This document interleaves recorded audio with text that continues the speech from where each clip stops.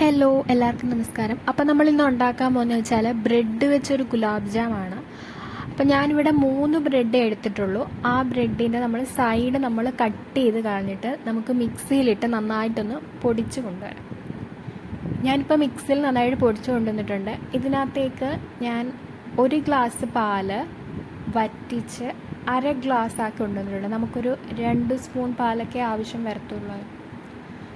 ആ ബ്രെഡ് പൊടിയും അതുപോലെ തന്നെ നമ്മുടെ 1 ഗ്ലാസ് ആ ഒരു പാലും പിന്നെ ഞാൻ 1 സ്പൂൺ നെയ്യും കൂടെ ഒഴിക്കുന്നുണ്ട്. ഇത് നന്നായിട്ടൊന്ന് സോഫ്റ്റായിട്ടൊന്ന് കുഴച്ച് എടുക്കാം. നല്ല സോഫ്റ്റായിട്ട് കുഴച്ച് ഒരു 10 മിനിറ്റ് നമുക്കൊന്ന് റെസ്റ്റ് ചെയ്യാനായിട്ട് വെക്കാം. എനിക്കിപ്പോൾ 6 ബോൾസാണ് കിട്ടിയിട്ടുള്ളത്.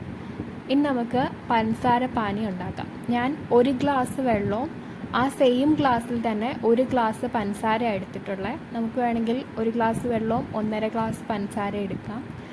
ഈ പഞ്ചസാര പാനി ഭയങ്കര തിക്കാവില്ലേ. ഭയങ്കര തിക്കായി കഴിഞ്ഞാൽ നമ്മുടെ ഈ ബോൾസ് നമ്മൾ ഇടുമ്പോഴത്തേക്ക് അത് താന്നു പോകത്തില്ല, അത് പൊങ്ങി തന്നെ കിടക്കും. അതുകൊണ്ട് പഞ്ചസാര പാനി ഭയങ്കര തിക്കാവില്ലേ. ഞാനിപ്പം 2 ഏലക്കയും കൂടെ ഇട്ടിട്ടുണ്ട്. നമുക്കൊന്ന് വറുത്തെടുക്കാം. വെളിച്ചെണ്ണയിലല്ല, ഓയിലിൽ വറക്കുന്നതായിരിക്കും നല്ല. കാരണം നമുക്ക് ഈ ഒരു ഗുലാബ് ജാമിന് ആ ഒരു വെളിച്ചെണ്ണയുടെ ഒരു രുചി വരും. അതുകൊണ്ട് ഓയിലിൽ തന്നെ വറക്കുന്നതായിരിക്കും നല്ല. ഇനി നമുക്കൊരു ബ്രൗൺ കളർ ആകുമ്പോഴത്തേക്ക് നമുക്ക് എടുക്കാം. എന്നിട്ട് നമ്മുടെ പഞ്ചസാര പാനിക്ക് നല്ല ചൂട് വേണം. ആ ബോൾസ് നമ്മൾ വറുത്തെടുത്ത ബോൾസ് അതിനകത്തേക്ക് ഇട്ട് ലോ ഫ്ലെയിമിൽ നമ്മൾ ആ ബോൾസ് അതിനകത്ത് കുറച്ച് നേരം ഇടണം. ഇത്രയേ ഉള്ളൂ. വളരെ എളുപ്പമാണ്. എല്ലാവരും തയ്യാറാക്കി നോക്കുക.